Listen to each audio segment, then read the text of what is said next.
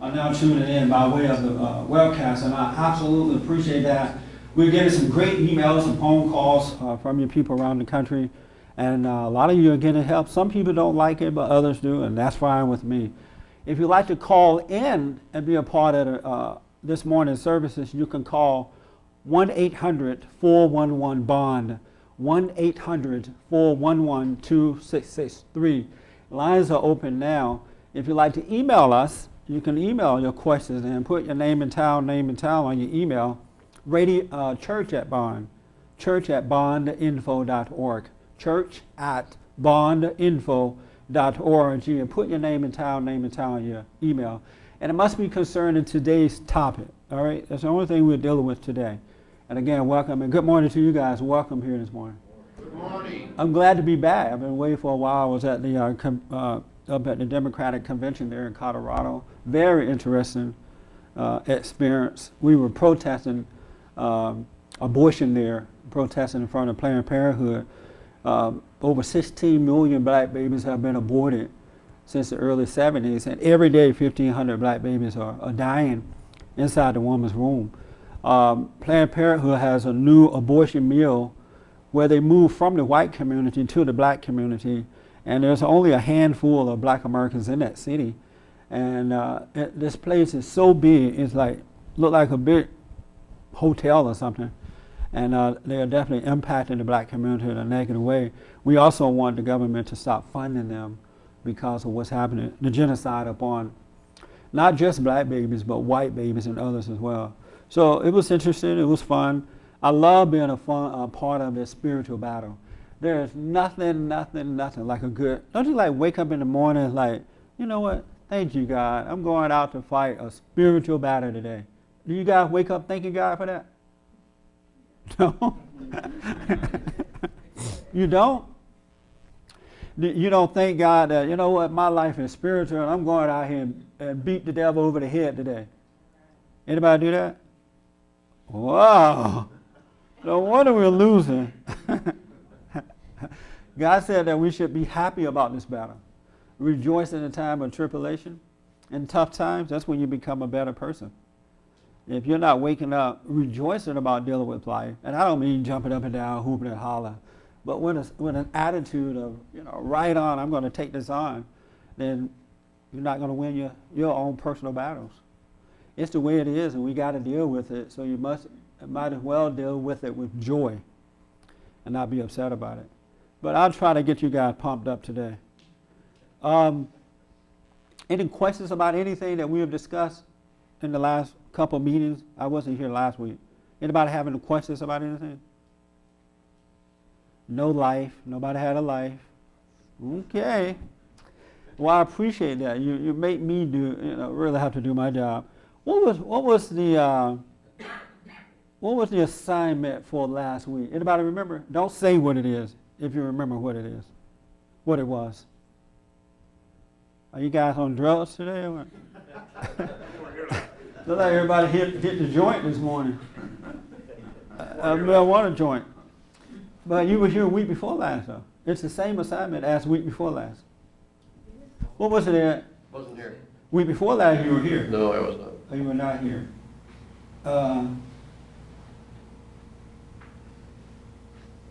You were here, right? Don't tell me. Okay. You were here, though, right? Yes. And, okay, what was it, the assignment? Well, as I recall, was how we relate to Jesus, how we see him, Yes. right? And how Who is Jesus and, who is Jesus and What does he mean to you? what does he mean to you? You remember that? Yes. Anybody remember that? Yes. Yes, no. Let me say, it's so important to know who Jesus is because everybody and their mama talk about Jesus. But when you really ask them about Jesus, they don't know too much about him. They're just, quote the Bible back to you about Jesus. But they haven't really thought about who is Jesus and what does he mean to me. And if you don't start questioning these things, you're never really going to get to where you want to go to in life. It's just simply not going to happen. All right? So did anybody think about him? I guess not, huh? If you didn't know what the assignment was. Anybody thought about him in these last 2 weeks? Yes. Yes. You did. And who is he and what does he mean to you? Well, I think he represents consciousness. I said that. Don't steal my words. I said it last time. Come up with your own stuff, buddy. Light, right? That I think if we are what he is, we're not in our egos too much, in the world too much, of where he is and his presence, and then we can make that separation.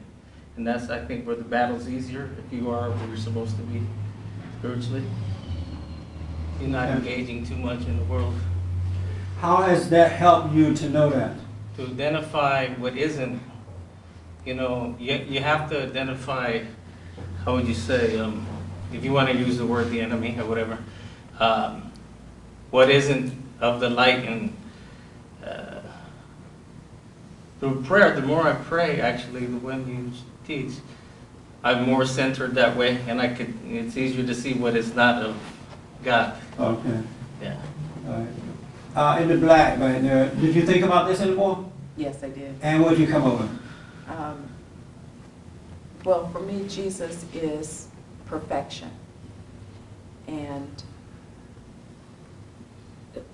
I know that because of his death and his resurrection, my spirit is perfect. And the way that affects me is because I no longer have to worry about what's happening on the outside of me, my body. I'm learning to deal specifically with the perfection of Jesus and the perfection of my spirit, and bring that inner perfection out to be like Jesus is. Jesus and God are one, and I am in them, and I'm learning that in my spirit. Okay. I'm becoming perfect in him. How many of you still have anger? You just can't continue to give it up. Only 2 people? 3? 4 or 5? There's 5. Come on, Robert doing this. So some of you still have anger. Okay. Is it possible to know him and still have anger? You say no? No. And why do you say no? Probably because I've heard you say it before. I think that I have insight, but a little bit of insight. Right. I know that if you can't have love and anger at the same time. Yeah.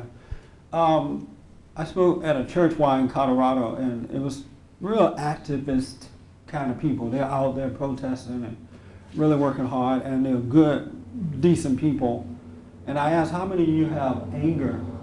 And lots of people raised their hands. And I said, well, how many of you believe in God? Lots of them raised their hands, right? And so after my talk, some of the people just broke down and talked about how bad things are at home and how bad things are in their relationships. And they're not able to talk about it in their churches because the preachers don't bring it forth. They just come and preach and leave.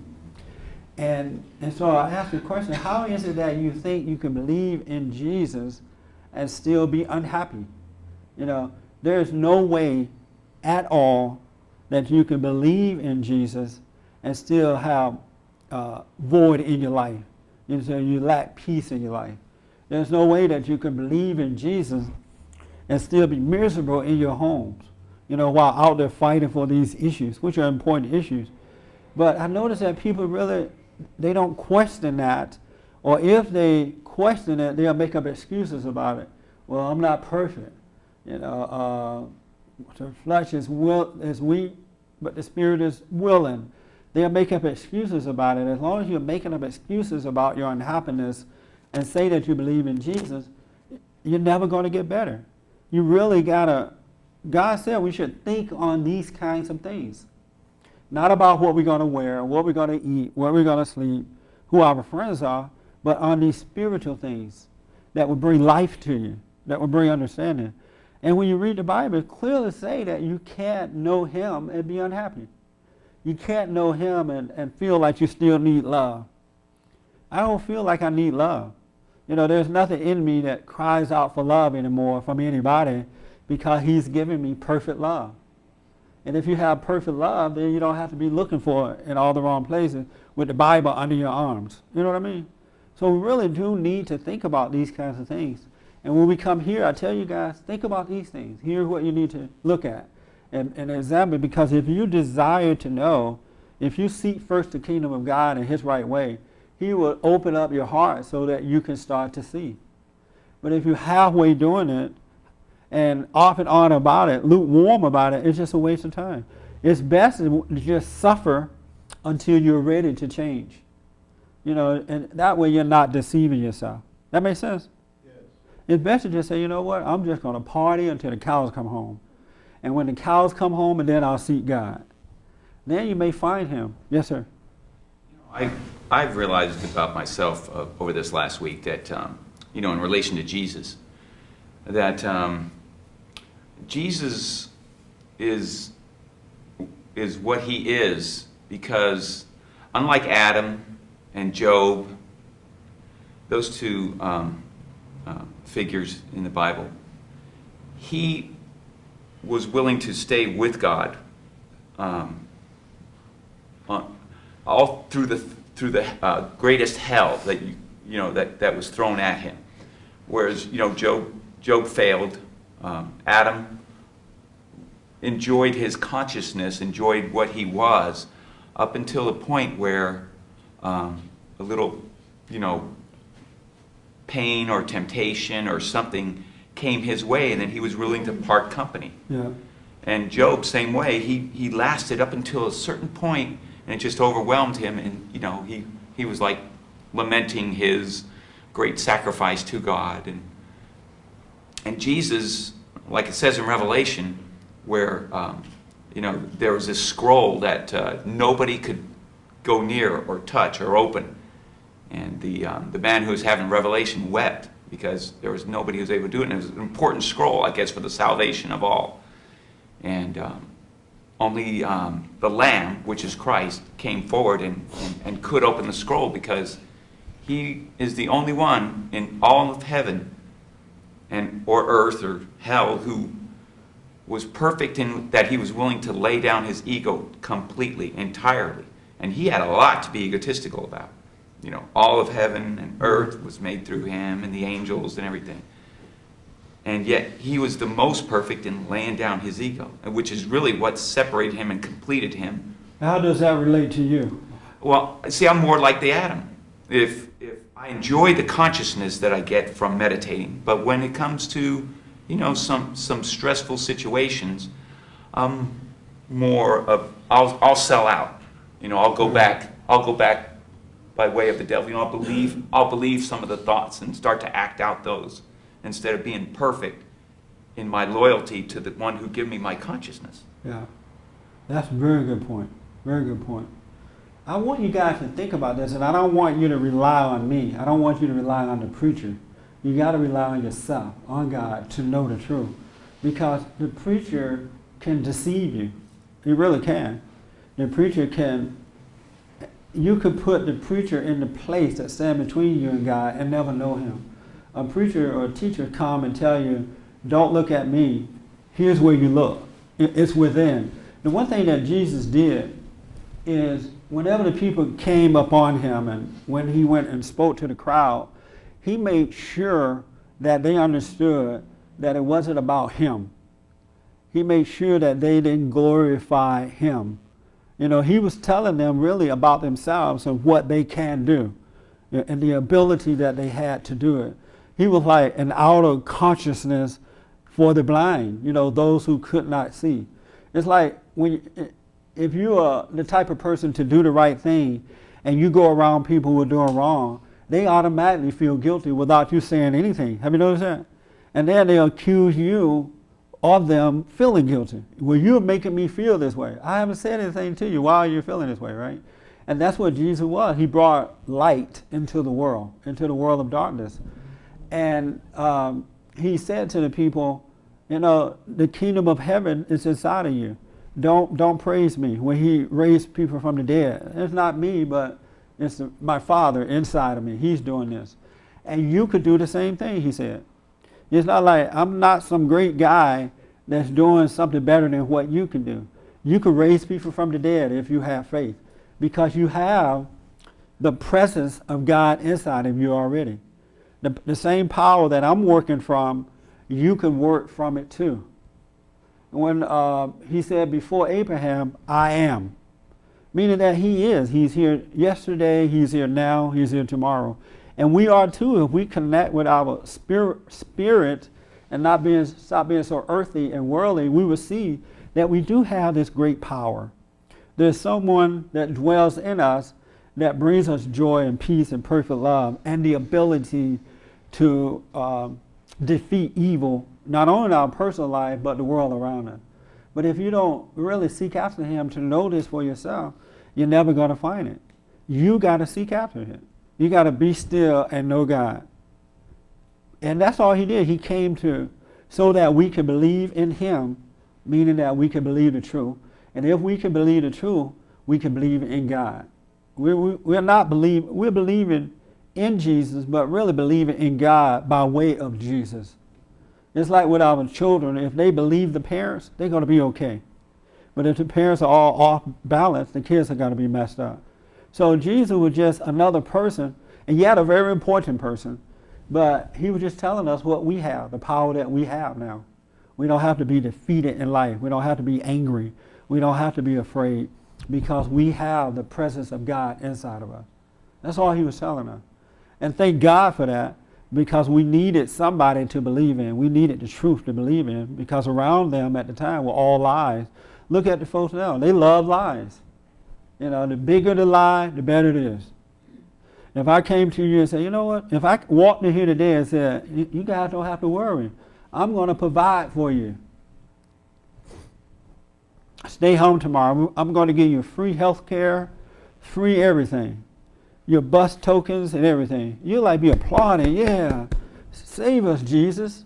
Thank you, appreciate it, right? But if I put it off on you, you got to do it for yourself. You're not well liked, you know. And we got the power in us, and he made that clear.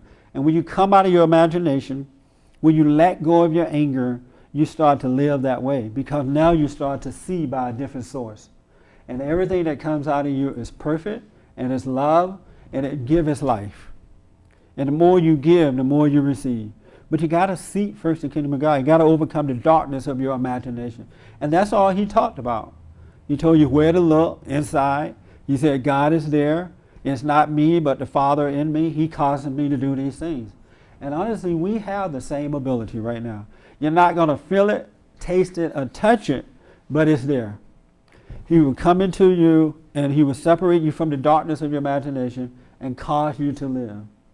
We have so many timid people in the world that is absolutely amazing. It is. A guy told me, this same guy that I'm going to have on the show, I like this guy, a good friend. He said, women are greater than men. They are smarter. They are better than men. And he's married. And I said, well, why do you say that? Well, my wife left me, and I suffered for it. I was just lost. She left me for a whole month, and I was seeing ghosts in my home, and I was so destroyed. And when she came back, I felt life again. So women are better than men. And I said, so why? Because Jesus was born through the woman. And that's what made her better. I'm like, man, we got to talk. Will you come on my show? But that's what he's been taught in his church. That's what he's believing. He doesn't understand what's going on, and it's just confusing everything. Isn't that amazing? Did I see your hand, Scott? Yep. So how do you know whether you're, if it's not a feeling, how do you know that you're ready to, like, let's say, when you ask that question, who is Jesus? Right. I have to say, like, nothing comes to mind. Somebody in my family had been at that meeting where you discussed that, and they mentioned to me sort of a description of what you expressed it to be. But if I sort of tried to push that out, like literally nothing came. Right. And I don't really study the Bible or anything, so I don't really have anything to kind of make up to kind of, put some answer out there. That's kind of good, too. Yeah, no, that is good. Yeah. So I'm left at this point where I don't know. I know that I believe you that it's good to know. Yes. But I guess what my question is, how do I know? I'm not sure if I really want to investigate these kinds of spiritual questions, like that kind of a question. Like there's a desire to more just live and do my kind of daily worldly thing instead of think about who Jesus is. Right. And if it's not a feeling, how do you know that you're ready? Like, I can be honest and say, I don't know, but how do I know that I'm ready to actually know and to, find out the answer to this question? Very good question. Perfect, 100% good question. And just to be fair, to try to help others, Ed really wanted to just tell you how you will know. I thought see Ed might. Yeah, I see it all over him. A very good question. And it can be answered, and the Holy One will do it for you. I was not listening. You were not listening? Sorry. What's wrong with you today? My mind was wandering. Where? Just thinking about the fact that I hadn't really stood up for what I believe in a situation, and that I, as a result of that, had compromised. I'd been looking for an answer on what to do on a particular situation at work for a long time. Yes. And I hadn't stood up for a basic principle, and the result has been doubly bad. One, Yeah. I've earned a lot of money, and at the same time, I've actually weakened my position. Yeah. And when I put both of those Wow. together, I was then trying to figure out how I'm going to unwind that. And you can't really unwind that. You simply have to do what you should have done all along. And that is to stand up. Yeah, Yeah. And are you going to do it now? I have to do that. Yeah. And it's good that you can't find peace in yourself due to the fact that you haven't stood up for what is right. Well, it's actually more subtle than that. I can actually create a logical set of actions that sound like it. Yeah. But luckily, I can tell that my brain is just coming up with stuff. Yeah. And it doesn't feel right. And you can tell when it doesn't feel right. Yeah. And you just sit there and it's such a nosebleed. It's like, You have a conscience, and that's what God does. He convicts us when we don't stand up for righteousness' sake. When we sell out for the money, or we sell out for the love, or we sell out for this or that. If you have a soul at all, it does bother you not to do it. And then the interesting thing, the devil would come in and try to say, well, you know what, you didn't do it for this reason. It's all right, just tell them this or do this. He tried to make you rationalize things so that you don't face the truth in order that you may go free. well, your friends, your associates, your clients will tell you that. So don't worry, it'll go away. Yeah, Well, I'm lucky in the fact that this hasn't gone away. yeah, So it's interesting. I noticed this week, my dad's 92, and he went to the hospital. Is your dad John McCain? He's cooler than McCain. He's a lot cooler than McCain. He knows how many houses he has. And he owns a house. And so I was forcing myself to be patient with him. Because at 92, people need patience. Certainly I got a lot from him. My point was simply that in the process of, in this case, standing up for what was right with him, right, a person who's been patient with me, he deserved the patience. We're talking Yes. 10 minutes Right. of repetitive, how people get. That I was suddenly doing what I wanted to do in this other work situation, is I got myself out of the mode of work. And I suddenly I felt this overwhelming sense of gratefulness for what I had seen other people help me with, rather than the sense of nothing's good enough, nothing's fast enough, nothing's this enough, nothing's that enough. And so when you stand up for what's right, other good things happen. Yeah, that's right. And also when you stand up for what is right, you don't have to think about it anymore.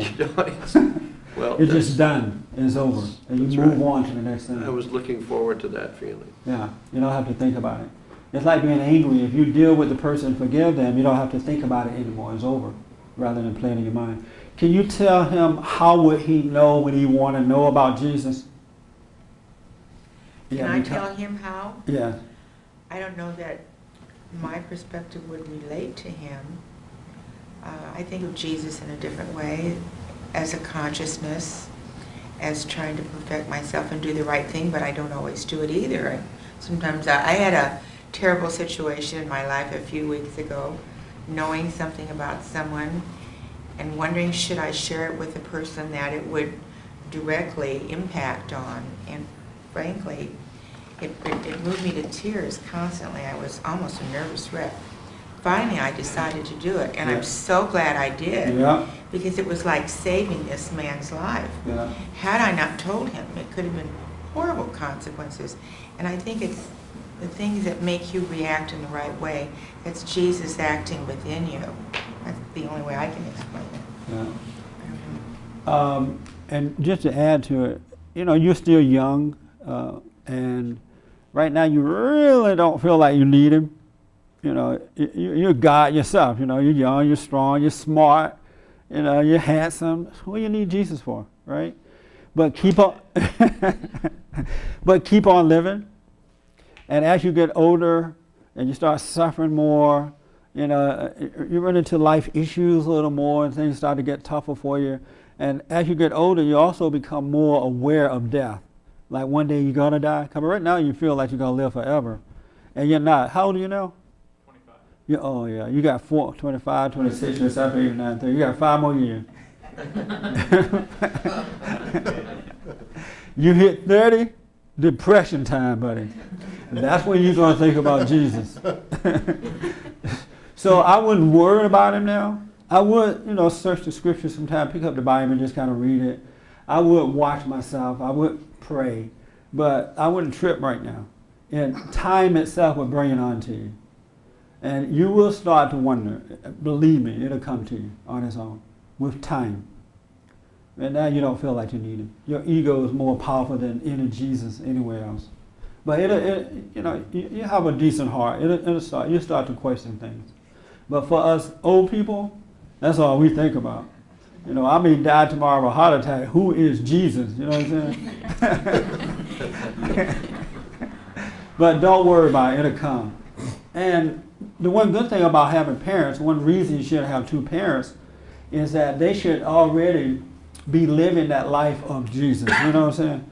Loving one another, being fair and honest, and being a spiritual example for you. So when you become of age, you will already know where to look. But if you don't have a good parents, if you don't have good fathers who are living that example of him, it takes a little long as well. But don't worry, you'll start looking for him. All right. Pat, did you have your hand? No, I just was, you know, wanted to say that, you know, when you're young in Scott's position, you have goals, and they're worldly goals, a lot of them, and Right. and those are exciting. You know, Yeah. you want to make money, you want to get out there, you want to. There's exciting things going on with other younger people. There's all sorts of new things, and it's a very exciting time. So, you know, how much space is there in your life to be thinking about that? Older people with more time on their hands and who've already met a lot of their goals. Right. When you've met a lot of your goals already, you kind of also see the other side of the goal, which was the goals are always look more exciting in the beginning, but if you've met some goals, they look a little different to you at that point. And then you start to kind of have that, is that all there is kind of thing, which gets people thinking Yeah. beyond just the basic goals of life. You know, and again, that's why it's good to have good fathers in the home, because the father would be a living example of Jesus. And so the kids will go out there in the world and they'll hustle and work hard and get all these material things. And God said that they'll deviate a little bit, but not too far away from the truth. And in due season, when they are of age, they'll start to come back to it. And it's not, but if you don't have parents, you will go out into the world and just, you know, you'll become a Bill Clinton kind of a guy, right? Because your parents are not really setting that good example, you'll think that material things and power is more than anything else because you haven't had that Jesus-like image in your home. And, you know, that's why it's so important to get it in the home first. It's like a foundation that gets set, you're kind of with it at first, and you get kind of pulled a little bit away from that later, but then you kind of go back to your original kind of place later. Yeah. I hear a lot of people, you know, naming Jesus, Jesus, Jesus, Jesus. But they see him in an ego kind of a way. They have turned Jesus into a religion. It's like, you know, I'm not pushing any politician. I just want to use this for an example only. I'm not telling you how to vote or anything. But I look at the way Barack Obama is being treated. He's been treated like a movie star. You know, not like a man running for president, and is this going to be the right person? Whether it's John McCain or, what's the other guy? I mean, rather Barack Obama and John McCain, right? But they treated Barack Obama like he's like just a movie star. All their hope is in the man. And they treat Jesus the same way. They treated Jesus like he was a movie star and not like a man of righteousness who was pointing the way to us, and we just have an appreciation for that. They turned him into a religion. And when you turn him into a religion, you can't believe in him, you just believe about him. It's like these mega churches around the country. You have everybody and their mama going to these churches, and they're looking at these preachers like they're movie stars or something, not like men of God who are trying to rebuke and correct and point them in the right way. It's like little ego looking at big ego and getting a sense of salvation from that. And that's not going to get you saved. You got to look beyond the person. You got to see for yourself that what they're saying is the truth. And if it's true, if you believe that truth, then you're going to believe back into Jesus. Then you'll find God inside of Jesus, which is inside of you.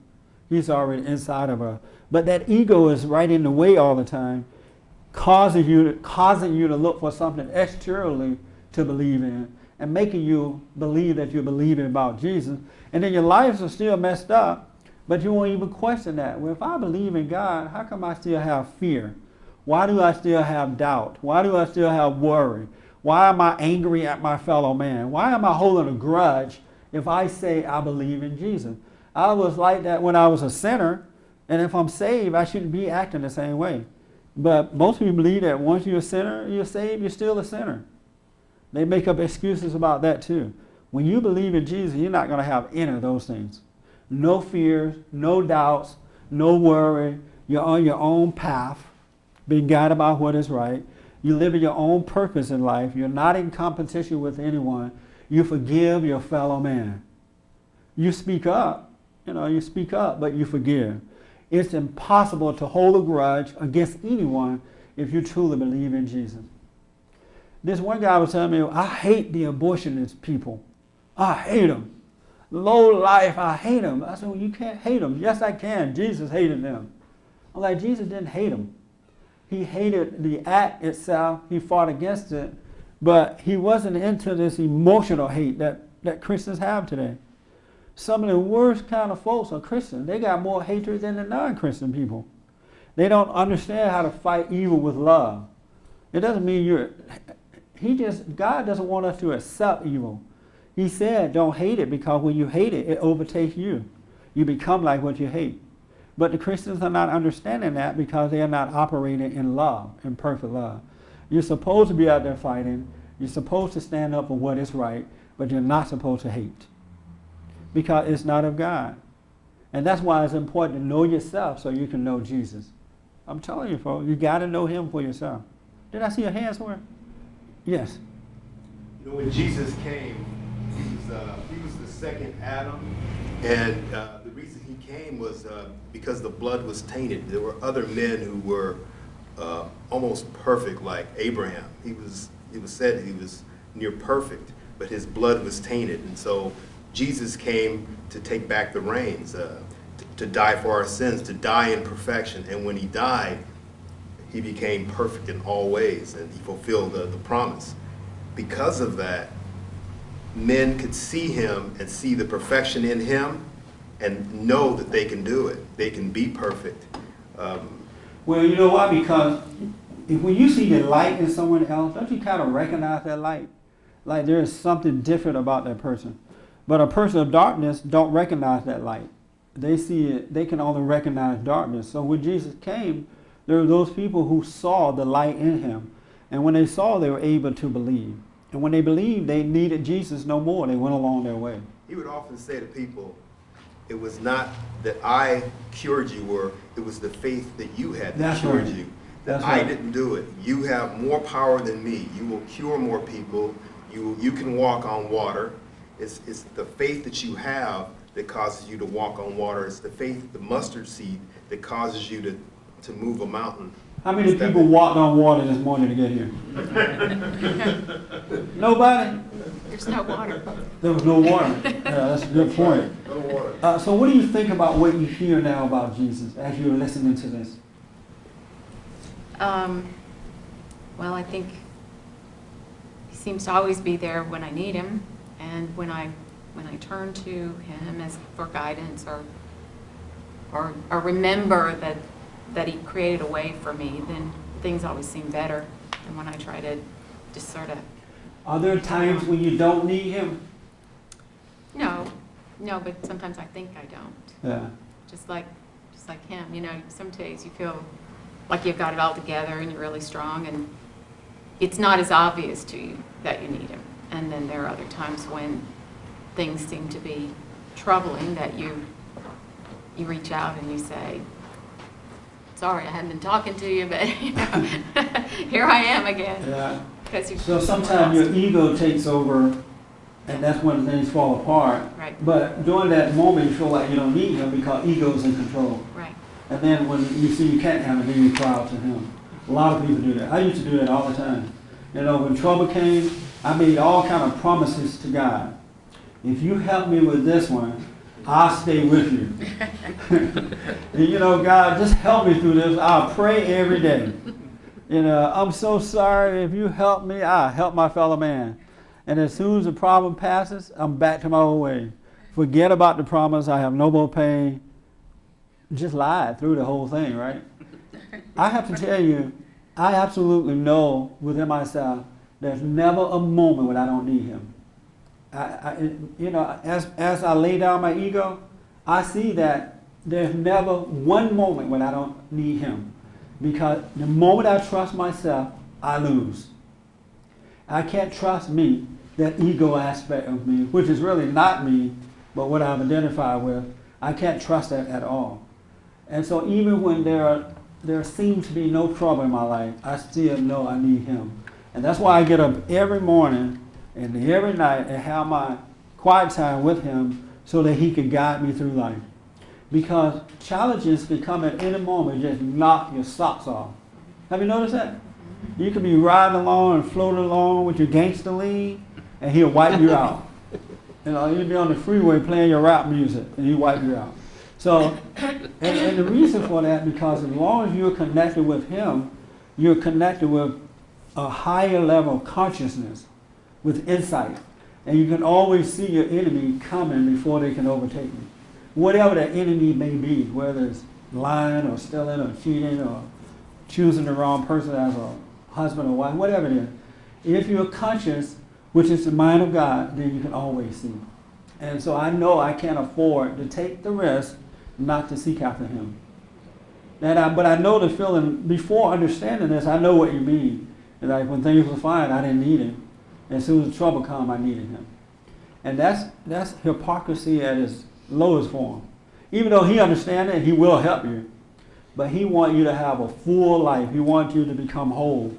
He wants you to, what does it mean to have eternal life? What's the word eternal? What does eternity mean? Forever. Forever and ever, ever, right? It means you never die from it. It's always there. It's never leave you. It's always there. Isn't that like great that you can have a life like that? Forever and ever and ever, there is no end. There is no beginning and there is no end. Isn't it great to live like that? You can absolutely live like that with no beginning and no end. You don't wake up tomorrow morning thinking about today. Wouldn't it be nice to live that way? Yes, it will. And you can do it. But you got to recognize your ego and let it go so he can come in and save you from it. Yes, Jim. When you were talking earlier about knowing Jesus, I was thinking, do people really care to know Jesus? How do you have to have the desire before you know Jesus, so how do you have the desire? Yeah. And in my case, the only thing that gives me the desire is, frankly, when I suffer. When you Because suffer? I think there has to be a different, better way. And I heard him talking about, or someone else, was it just talking about being younger and not really needing to feel like you feel invincible and you don't really have a strong desire to find Jesus because everything's together basically. And in my own life, I lived many years. I got married later in life, and I guess I was on cruise control a lot of the time in that sense. And I knew that was the right way to go, my common sense told me there's no other way but to, you know, live a decent life and do the Yeah. right thing, you know, but my desire didn't always seem to be there until I got married. That would do it. That changed a lot of things. If you want to know Jesus, Yeah, get married. If you want to know how you're going to know that you want to know Jesus, get married. The difference between now. The day after the honeymoon, you're like, oh, Jesus, where are you? I'm sorry, go The ahead. difference between now and before is that, I mean, you know, I'm always up against it, basically. But, you know, because I was older, I will have to honestly say my expectations weren't all that great, and I knew, you know, what happens in marriage a lot of times. People don't get along. There's always a strong friction there. And in the case of the person I married, she, I mean, so as it turns out, I mean, she hid her real identity until I got married. I didn't know her that long, you know, for that long. Right. But once we got married, time went on, and it was still okay for a while, but You said she hid her real identity Yeah, until after the yeah, until- but she had to do it, otherwise Yeah. you would not have married her, right? probably not. You know, if I knew she was quite as spoiled as she is, as, Right. you know, as sheltered, as angry, as... Nobody gonna tell that when they're dating, you're not gonna tell your mate, you know what, I'm as nutty as a fruitcake. I'm gonna give you hell. But all Let's the, get married.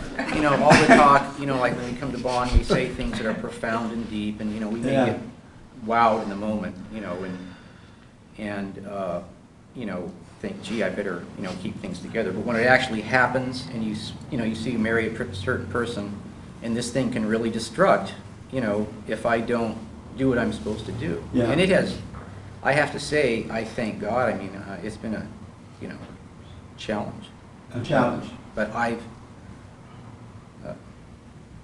you talk about the desire to find Jesus, and, you know, that gave me a strong desire. And it's helped me a lot. It has. In what way?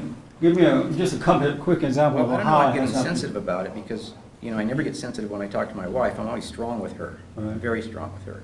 And I have to be, because she is, man, I mean, she comes from a spirit of women in her family that are, you know, a very strong spirit of dominance. And another thing I didn't find about my wife is she can be quite a bit of a bully.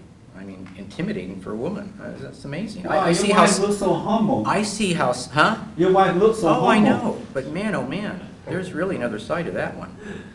And I mean, I used to hear about this and we used to talk about that, but I have really been put to the test. But, you know, I never ever, I will say this, it's made me want to, you know, have a desire to know Jesus a lot better. And I thought, boy, I better, because, you know, things aren't going to work out unless I do. And I would say probably, you know, the first couple of years, you know, have been real, I mean, they were real tumultuous, and they still are, but the coin is just starting to turn a little bit, and she just sees that there's no way that she's going to have her way, basically, and, you know, I stand my ground. I will say that. I mean, I have to give myself credit for that. I mean, because you know, I'm past the, like I say, when I got married, I didn't have any great expectations, and I passed the, you know, the expectations of, you know, illusions of,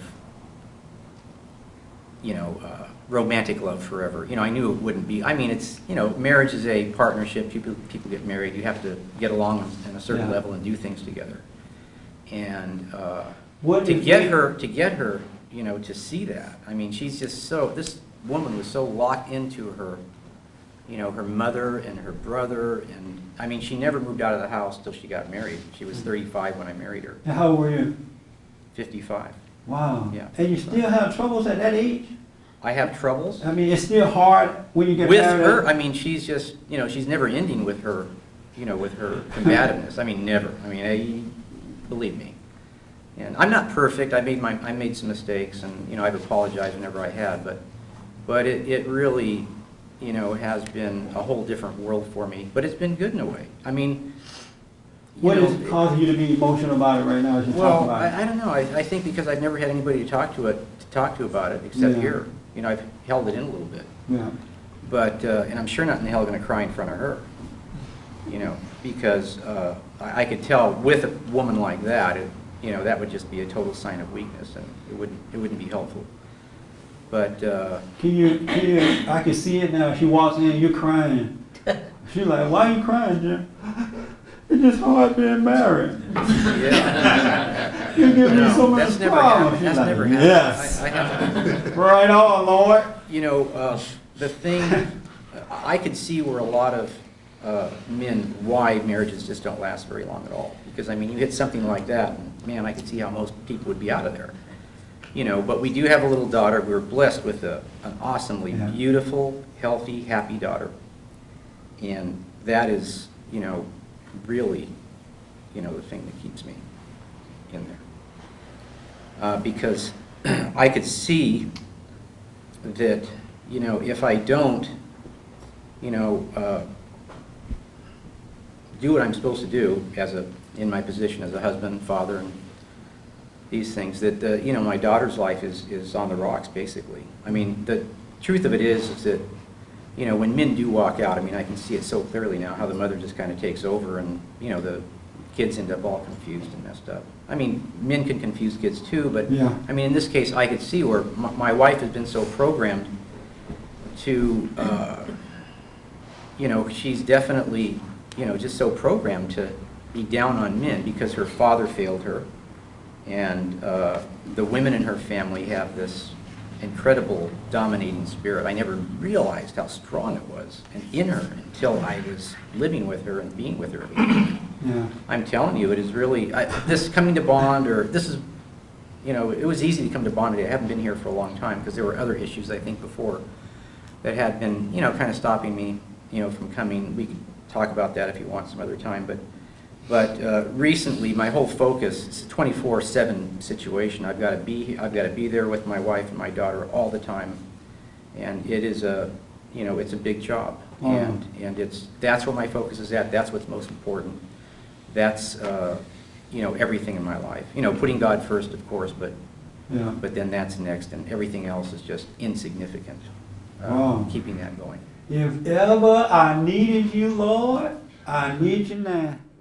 So that's why I house say, in that, huh? when we were talking about knowing Jesus, it's really the desire, it's the pain, you know, you know, you look on the other side and you see, well, geez, you know, what would happen, you know, if like even your marriage doesn't work. That's a whole new world of tragedy and unhappiness and putting together pieces for a lifetime, especially at my age. You know, I don't want that to happen, and I don't think it will happen.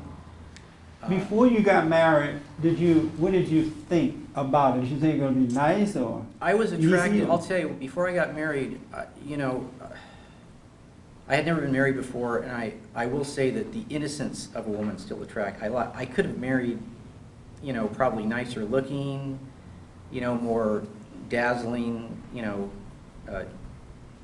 interesting, perhaps women more my age. But I did always want to marry someone who, you know, was basically untouched, which I will say that. I could see she had a good heart, and basically, you know, I didn't see quite the whole picture, but. Basically, you know, a good heart. Yeah. But I mean, deep down inside, I'll have to say, I mean, she's not an evil person, but you know, that, of course, you know, when we had the baby, that's really when things started to really change, when she got pregnant. I mean, I could just see that basically I was no longer needed, in her opinion. Wow. You know, it was just, I mean, she's been hinting the D word ever since, I'd say for 2 years, every day straight. I mean. The D word? Oh, yeah. What's the D word? The D word, divorce. Oh, Yeah. Are we allowed to say divorce now? Yeah. Is that word been buried by the end of this year? But I mean, So that's just her. she You know, threatened you with divorce? But I just chalked that up to her immaturity and, you know, not knowing what she's doing. You know, now I'm at a point where I just you know, keep quiet and stop it. You know, just ridiculous. Wow. So, but she, you know, she did turn out to be not the person I thought, but I could still see how now I could make it work, and could be fine with the grace of God. And you know, I say a prayer over my daughter's bed every night before I go to bed, and I pray for guidance. I pray right there in front of my wife and the daughter, and you know, because I need it every day, and I really mean it, and I want it, and I've gotten it so far. It looks like. And, It's not over yet. It's not over yet, but I don't see any other way. Give it 50 years. It's not going to get better until 50 years. You know, I don't know if I agree with that. I think What a consolation. I could actually see, Just before you die. I always tell her, you know, all you need to do really is grow up. Yeah. That's what it comes down to for her. She's just, Let me ask you this because of time. What is your weaknesses in this marriage? Where have you gone wrong, and where do you go wrong in the marriage? I've overreacted a couple of times. I'd say I have the, you know, I have a lot of patience with my wife, and especially with my daughter, but she tempts me all the time. And, Who, you know, your wife? yeah, I mean, she's constantly doing that. And there was an incident, I think the worst part was when she put earrings on the baby's ear when she was only a year old. She had her ears pierced. You know, we had talked about it. I said, no, I don't think we ought to do that. And she went ahead and did it anyway. And she wouldn't take the ear. Now, a lot of people said, this is not such a big deal. You just should have let it go. But it bothered me. And I didn't think that was right. I didn't like feeling jewelry on my daughter's ears. There's not even a purpose for it. There's not a purpose Why for it. earrings on a baby? You know, but I had to, you know, I didn't handle it right. I got angry, but I finally got her to take the earrings off. But I did it in a, you know, a kind of a hostile way. Big mistake. Yeah. Yeah. And how has Jesus been of help to you? By, I would say by just, by being patient, more patient, you know, by being as patient as possible and not letting those situations come around. But, you know, there is a place, I mean, I'm not saying it was right, I was completely right, but there is a place for a man to, I mean, if need be, I'm not a proponent of it, but to be physical in some kind of a way. I mean, you know, not to be a wife beater or anything like that, but I mean, a man's strength, you know, has to be sometimes, a woman will, my wife, she actually thinks in her mind that she could beat me up physically. She believes that. And she's a strong woman. I've never had a stronger woman. She is unbelievably strong. She's a nurse, right? She's an RN, yeah. And that's another thing that was in the resume, if I can use that word, before I got married, that I thought, well, you know, she's an accomplished woman to some degree. I mean, to be an RN, it does take, you know, self-discipline, determination, and some sense of maturity, you know, to be an RN, I would think. And she is a good nurse. You know, she cares about her job, and she works in the NICU, she works with preemies, and she cares about the kids dearly. She's a good nurse.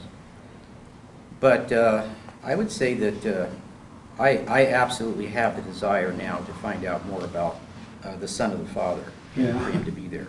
I Because bet, man. there's just no other way. I will tell you right now, I'd be out of there, you know, so. An amazing story. Really? Yeah. Yeah. And I thought that was about average for everybody. It is.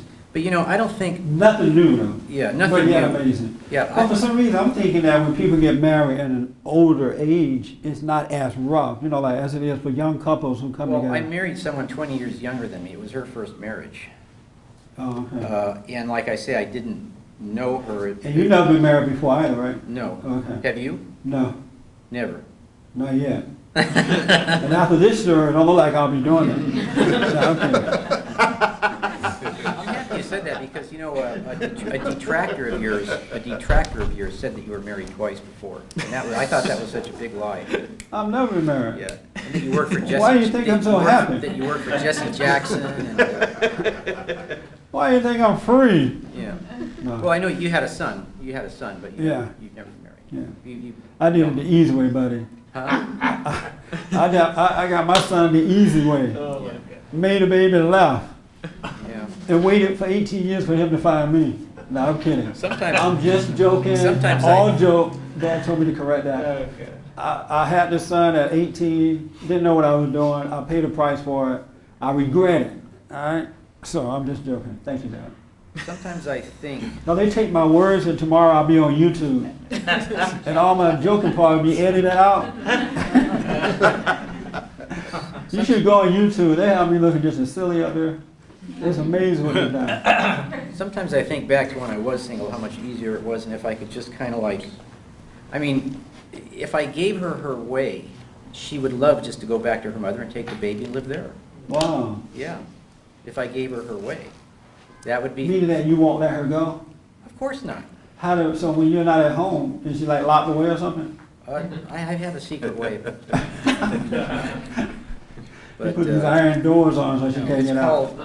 called seeing through the, it's called just seeing through the fallacy of, what she's trying to put forth, the unreal. So what does it feel like knowing that she wants to leave you? It really doesn't bother me. Oh, it doesn't bother you though? Uh-uh, Oh. not in the least. Oh, okay. Because I just know it's, it's something else. I tell her all the time, you're listening to something else inside you that's telling you Yeah. this. It's all the voices. She has a problem with, I always try to tell her to get quiet, get still. I do all that. And sometimes it does help her. But she's not consistent with anything. She's, So you ever feel like walking out yourself, like giving up on it? well, I was just going to say, the thought I would never do it, but I mean, the thought, I just thought, gee, it would be nice just to take about an 18-year break and come back and see how my daughter's doing. But, I could never do that. I want to Yeah. be part of her growing up, and, Yeah. and she's doing so well. Right. And she's, Yeah, it's definitely important that you see this through. You can't walk out. Because your wife needs you too. My wife what? She needs you. Oh, does she ever? Yeah, Yeah, I mean, I she- I could see that we talked about it for 35 years, the man needs to save the wife from herself so he could be saved from her or something like that. You got to save your wife from herself, Right. basically. I mean, in this situation, maybe not in every situation, but in this situation, Um, it's definitely true because she needs help badly. And I actually have compassion for her, even when she's saying the things she says that are so off the wall. And so I almost have to, sometimes I actually go and laugh to myself in private because it's just so silly. She's just so confused about, what a man's role really even Yeah. is. I mean, she talks a lot about bond. She brings bond up a lot because when you were at her wedding and you said those words, which I asked you to say, she didn't like them. What words? Well, about remember the preacher didn't include what I asked the preacher to include, that the man or the woman should be obedient to the man. Oh, yeah. Yeah. Obey Well, your husband. Yeah. Well, that, of course, nowadays is completely politically incorrect with all women or most women. And just using those words, obey, is, they always reflect back to the, at least in the, well, I guess in any culture, many cultures, where the man is just boss, and they always think of him being a tyrant, mean, and a bully. Right. And, when they think of obeying, I got to obey to the, but that's not what's meant by that. It's Not at just, all. It's meant that, a woman should just follow her man, especially when he's trying to do the right thing. It really just means obeying the spiritual order of God. God in Christ, Christ in man, man over woman, woman over children. It doesn't mean that one is better than the other, but it's the image of the kingdom of heaven that we live out when we respect that order.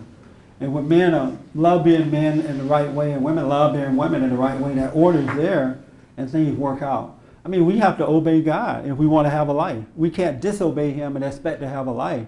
And if you fight against that, you're going to catch hell. Well, But the ego make you think it's something else. what I see so clearly is that as long as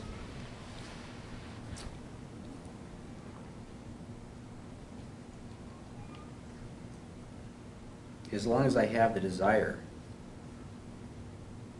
to include Christ in my life, there's no way that she has a chance in hell Right. to do what is inside her that wants to be done. It is just, it has no chance.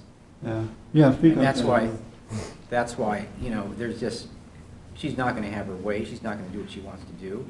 And I don't have to be mean about it, I just Right. have to be strong about it, and that's all Yeah. I've been. I can tell it's really bothering you though. It's really pent Well, up it's inside. deep because I haven't had anybody to talk to about this in 3 years, over 3 years now that I've been married, or 2.5 years. Wow. 3 years I've been married, but I haven't been around here in a couple of years at least. Why haven't you talked to some of your friends about it? Why are you keeping it to yourself like that? Well, that's one of the reasons why I'm here today, because, some of them think my wife is keeping me from, coming to church, and that's not really true. Right. That's not really the reason. That's the last reason. I do what I have to do, or what is right for me to do. I do. I don't, whatever she has to say about it, Yeah. she can take it up with me later. Are you still doing your prayer? All the time. All the time. Let me ask this, and then we have to move on. Yeah. I needed to give you that opportunity to get this off your chest, Yeah. you know, since you haven't been here.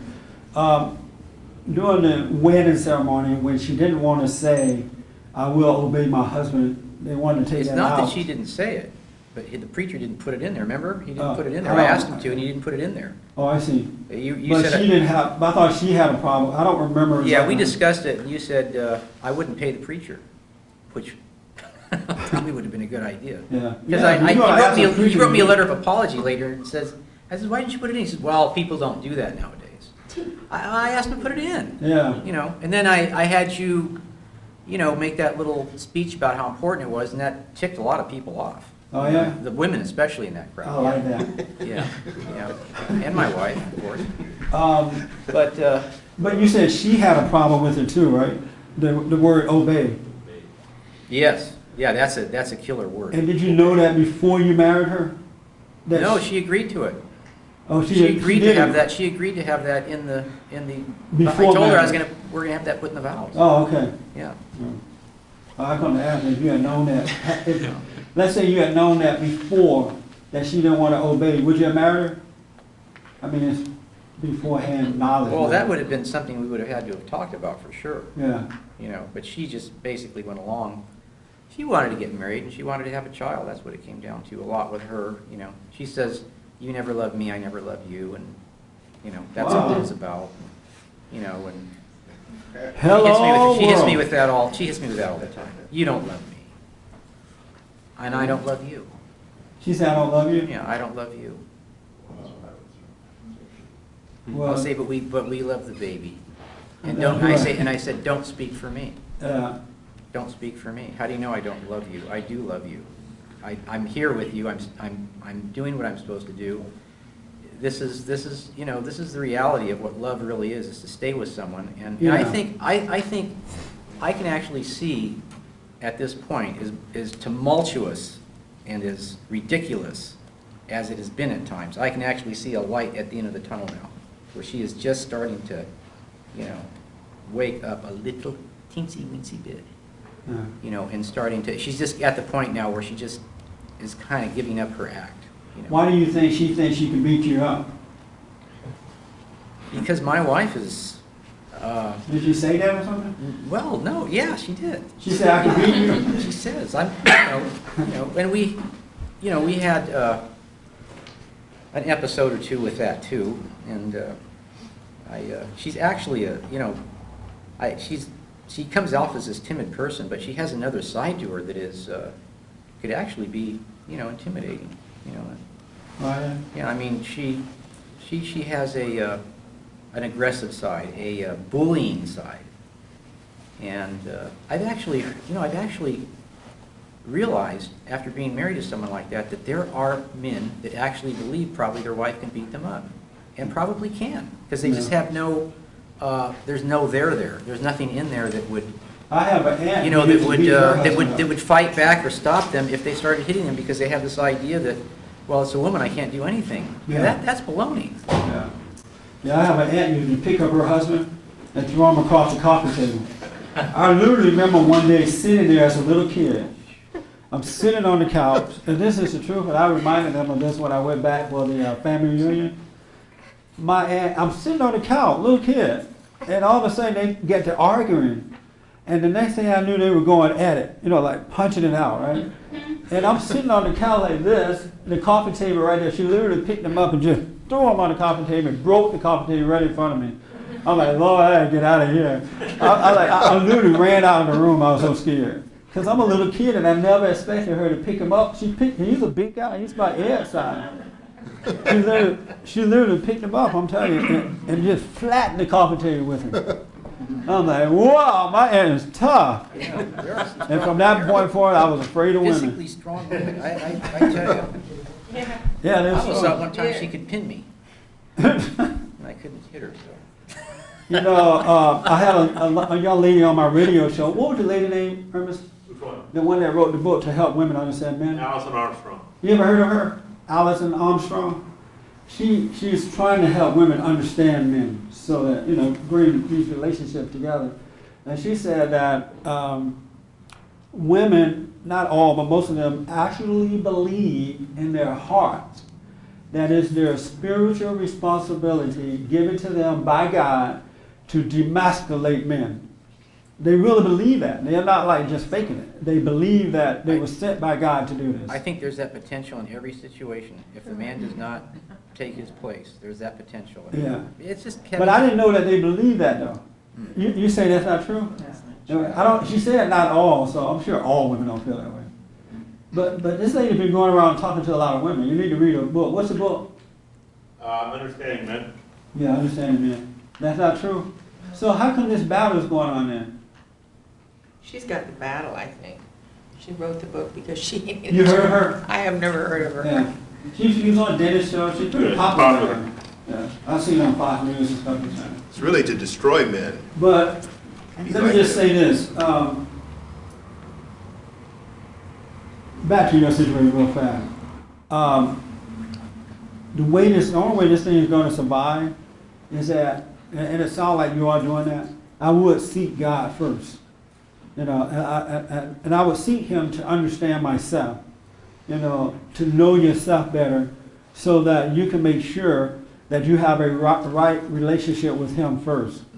Because one of the problems that people make, especially in relationships, there's a need for one another in the wrong way. You know, you make me happy, I'll make you happy. You don't make me happy, I won't make you happy.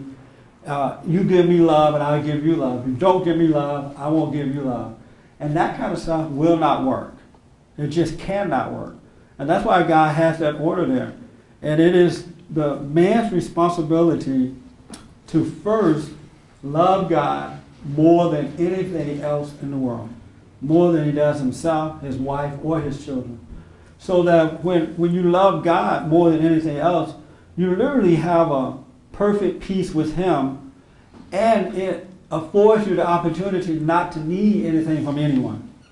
Especially not to need love, not to make someone make you feel good. Because people are going to only make you feel good temporarily. They get tired after a while of making you feel good. And the moment they don't make you feel good, you're ready to fight for that feeling, right? But if you already have perfect peace, and these fights come on, or these disagreements, come, and they will, you won't take it personally. It won't feel like a personal attack. You will understand that this person, whether it's the man or the woman, can't help themselves. They really want to do the right thing, but they can't. And then that will cause you to be patient through that, to be honest but patient, and not taking it personal. And that's how that marriage can last forever and ever. But if you need that person emotionally, or in any way at all, you're going to trip out and it's going to be hell. Especially when the two need each other in that way. That's why God said we should seek Him first and love Him. And what happens is He dwells in us and He causes us to love others the way He loves us. And you could take it or leave it at that point. And that way people don't make you go up and down in your emotions. You must be born again. Really, that's how this thing is going to work. I see that so clearly Yeah. in my marriage, and I'll tell you, the one thing that I would never do, I see what you're saying so clearly now after being married and being through this. Trying to make somebody else happy is the biggest mistake you can make. You can never, Ever. Try ever. And Never. And that applies. Make another person happy. And that applies more to a marriage relationship than Make anything another else. person happy. Make that your effort to make another person That's happy. a mouthful right there. And my mother-in-law, where she gets a lot of her problems from, but I think too deep down somewhere in there is not a bad person, but she's pretty bad. But she told me that her daughter is so miserable. I've never seen her this miserable in all her life. And I thought to myself, when she said that, I must be doing a good job. Yep. I must be doing a real good job. Oh, her mother-in-law told you that your wife is she has never been so miserable. Wow. And I said, then that's not bad. With it sounds sarcastic, but in my situation, believe me, that's a good sign. For now. But I can see, she has to get over it herself. I just have to do what I have to keep on doing, like what you were saying, is put God first, which, believe me, I see the importance of that more than I ever have since I've been married. You got to put Him first. Yeah, if you don't, it's just... As a matter of fact, your wife needs you to do You're that. done. Yeah. That's why it's important, too, to date for a long time before marriage. I say, Not a bad idea. I say 7 years. I know a lot of people don't like that long, like 7 years. But you can learn a lot about a person in 7 years. And 7 years sound like a long time, but it goes by. Look how fast this year gone by.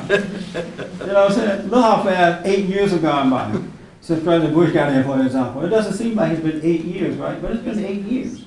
We did. And it goes by just like that. So 7 years is not a long time. 7 But at months. least, and no sex while you're dating. No sex while you're dating. And you'll get to know each other then. And after that 7-year period, you're ready. Boy, if I made that mistake, I may never have had a chance. No, you would. It just seemed that way, but you will. 7 years. 7 years before you get married. No, I was saying I dated her for 7 months. So You dated for 7 months? yeah, Well, no wonder. not 7 years. I got the sevens mixed up. Oh, yeah, I meant 7 years, not 7 months. Yes, ma'am.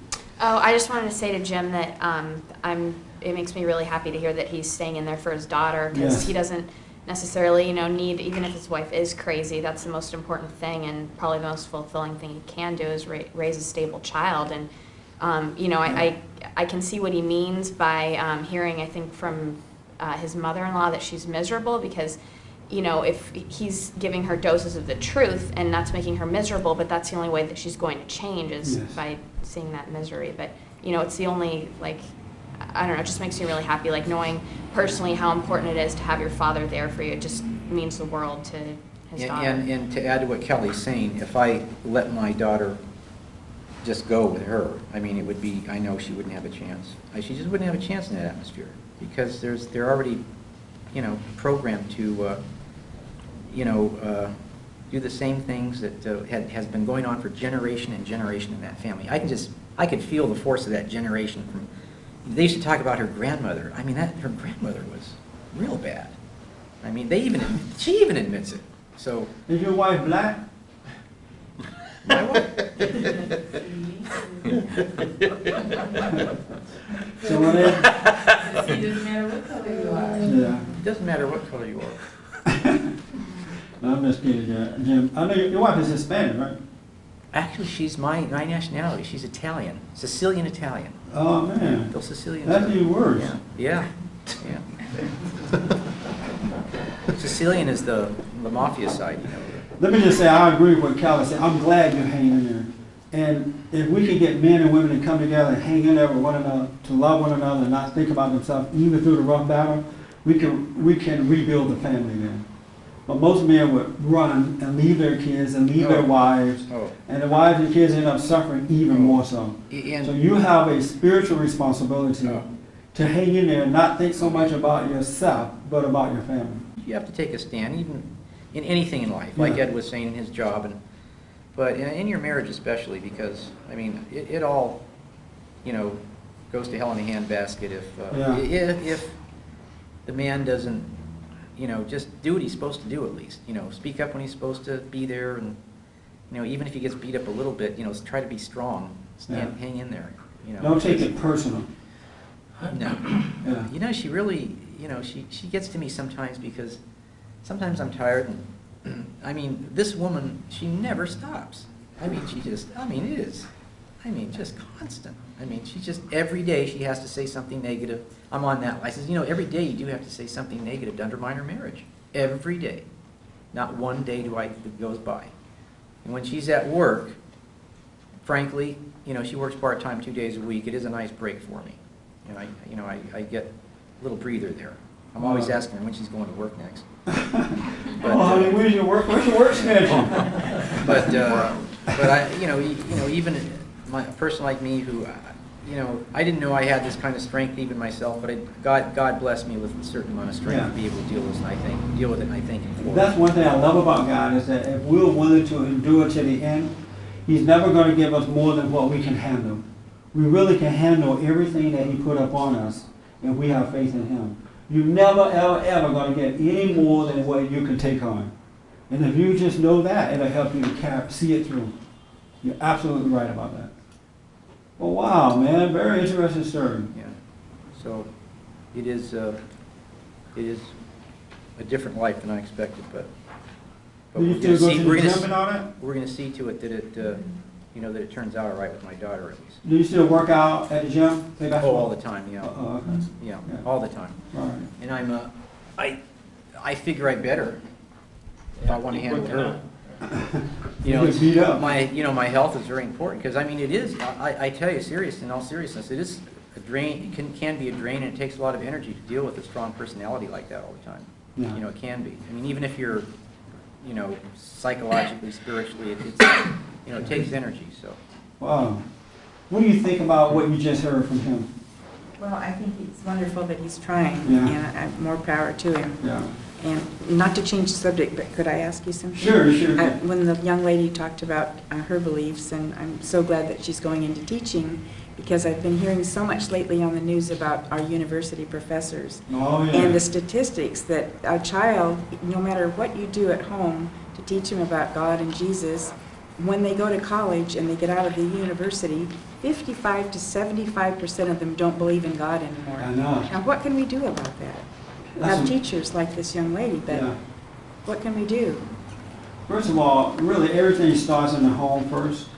And we really have to be, as parents, be good examples for our children first. Spiritually, fathers and mothers have to be good examples for them so that when they go out into the world, they're not easily seduced from what is right. The problem is, one of the problems is that the family is so broken. And those parents who have stayed together, they're fighting, they're not getting along.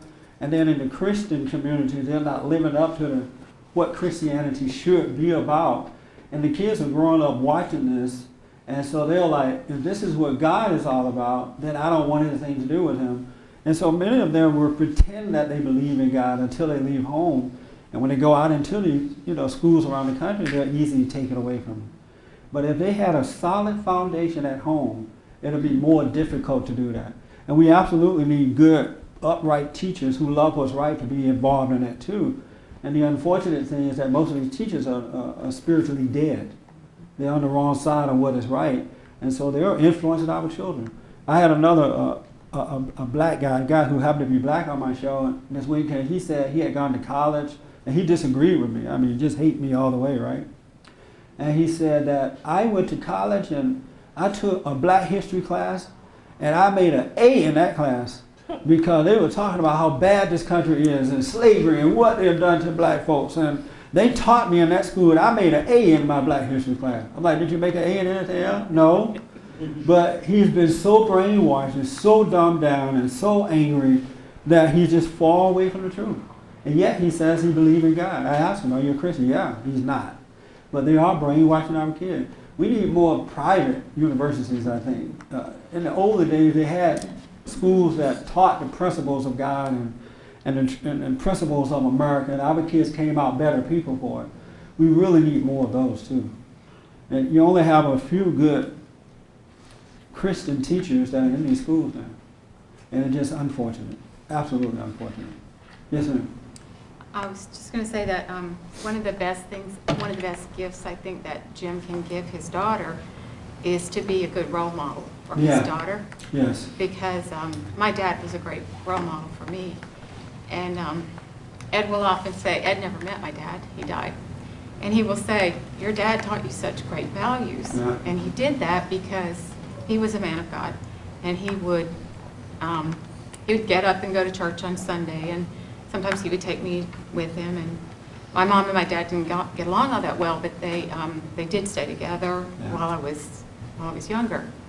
But the point I wanted to make was that my dad was just one of those people that would always do the right thing, and he would always say, this is the right thing to do, and this is honest, or this is good, or whatever. And it stuck with me through the rest of my life, even when there were times when other people were suggesting that I shouldn't do things like that. He was always the one who did that. And one of the things that my dad did was he played in a dance band, and he played till like 1 or 2 o'clock in the morning on Saturday nights, but he would still get up and go to Sunday school and church on Sunday morning. Right. And because he made that extra effort to do that, I could see how important it was to him. Yes. And then because I think what kids learn when they're 3 and 4 and 5 and 6 are some of the best learnings that they ever have in their entire life. Absolutely. So what you do when they're little, as hard as it is, it counts for so much more than you can really recognize. Amen. The love, there's nothing like the love of a father. There's nothing like it. The love of a good father. A lot of men don't realize the imprint that they can leave on their children. God forbid they should end up in a divorce, but if they leave that imprint there, it is there. It stays with them, and the kids may end up hating the father a little bit, mad because he's not there. But that little imprint that the fathers leave on you, the father leaves on you, that love that he put there, it stays there forever and ever and ever. And people just don't understand that. That love of the father, there's nothing like it.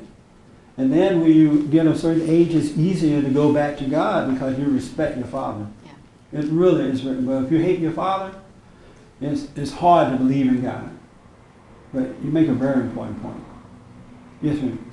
One thing I wanted to recommend to Jim is to start noticing when he's judging his wife, because I think that's why he's so affected by her. Yes. And why it's tough for him, because when you judge other people, especially those that are tempting you the most to get angry, you start judging yourself, and it just makes you unhappy. And just Very to good start point. noticing when he's doing that, because it'll be so much easier to deal with her when he stops reacting to, and be less Very good cynical point. about it.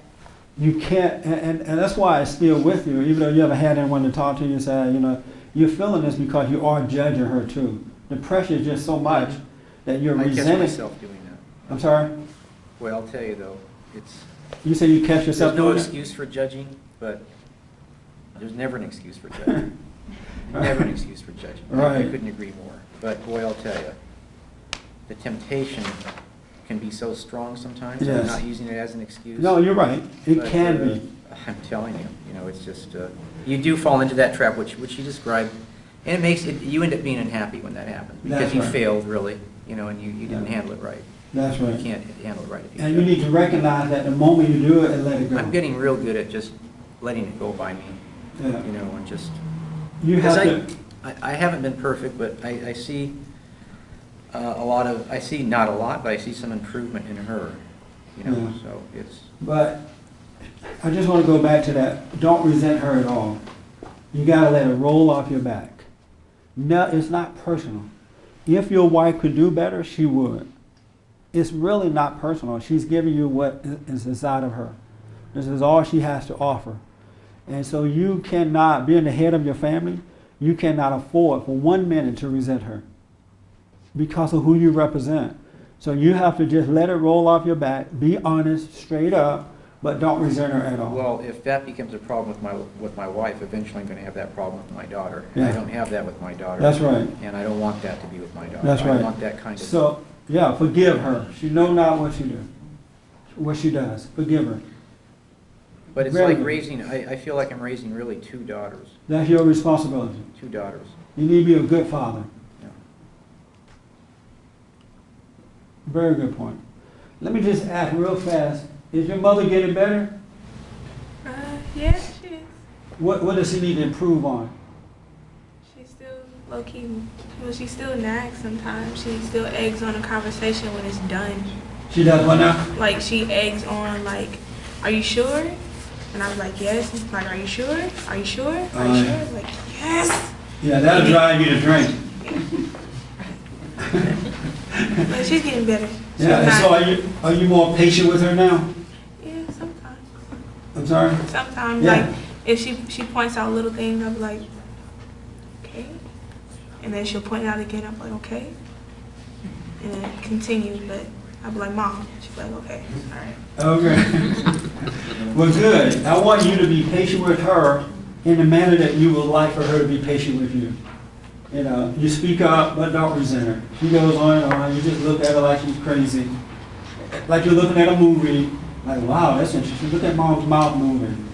And it's not personal. All right? And you won't end up becoming like that. Isn't that right? That's right. Yeah, that's right. We have 30 seconds before we end this. Oh, okay. Anybody want to add to what you heard from Jim? We went on with that because he needed to talk about that and get that off the chest. Yes. Oh, yes, sir. Say quickly, when she says comments like when he says comments like, you say that you always have to say something negative. every day. You're just giving her ammunition to come back at you and, to build a bigger case against you. I mean, you should let that go.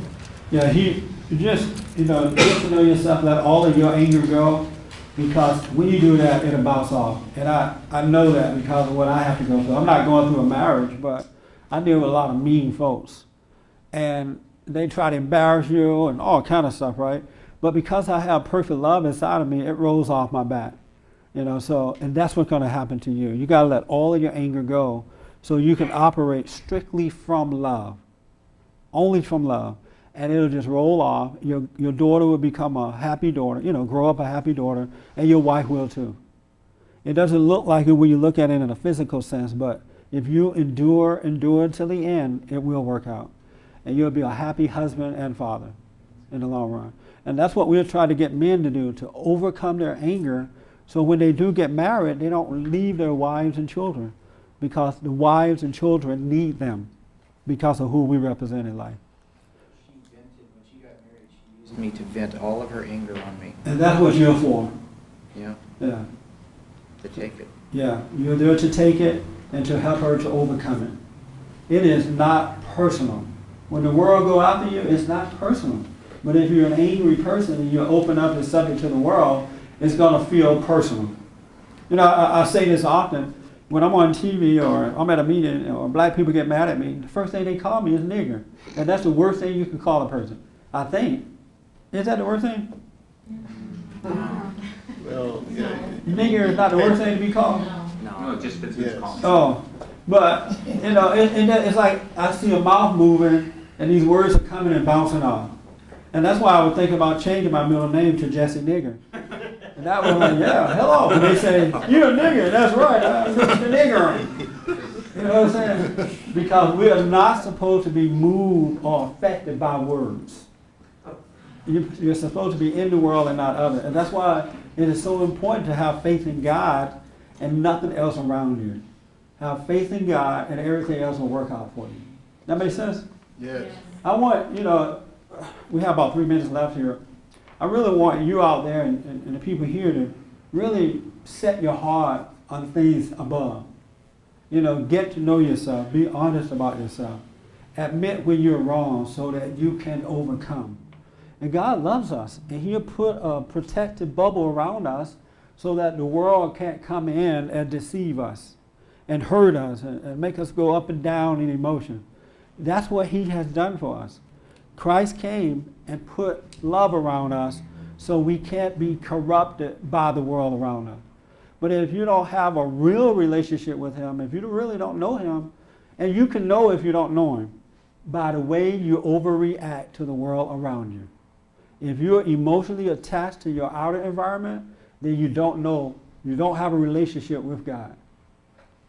That makes sense? If the world can build you up and tear you down, then you don't have a real relationship with God. You know about Him, but you don't know Him. That's how you can know. Because once He changed my heart, I'm not moved by the world around me. Really, I didn't do it, but He just took that away from me, so I'm not hurt by it. So that's how you can know. Is your reaction to the world around you. Do you overreact or overcome? All right? Thank you for tuning in. Go to my website. We have a CD there called Be Still and Know. And what it does is when you sit and pray, God said, sit, shut up, and know Him, and He will come and save you. He will open up your heart so that you can see. Be Still and Know is on our website, bondinfo.org. We have the 7 guaranteed steps to spiritual, family, and financial success. We also provide counseling. If you're in this city or not, we can do it by telephone. You can give us a call at 800-411-BOND, 1-800-411-2663. Also, with your tithe and offering, we need your donations because we want to get more cameras here. We want a lot of other things we need to do. So we need your tithe and offering to help us, to help others. Tune into my radio show Monday through Friday from 6 a.m. to 9 a.m. Pacific Standard Time. We just added on a new station out of Memphis, Tennessee. So it is wild, folks. You definitely want to tune in for that. And I want to say to you guys this week, just watch yourself and be honest about yourself this week. Don't nag, mama. Just say what you have to say and leave it alone. And let the people decide what they want to do with it. We can't force people to love us, all right? The battle is a spiritual battle between good and evil. Thank you so much, and God bless you. And thank you guys.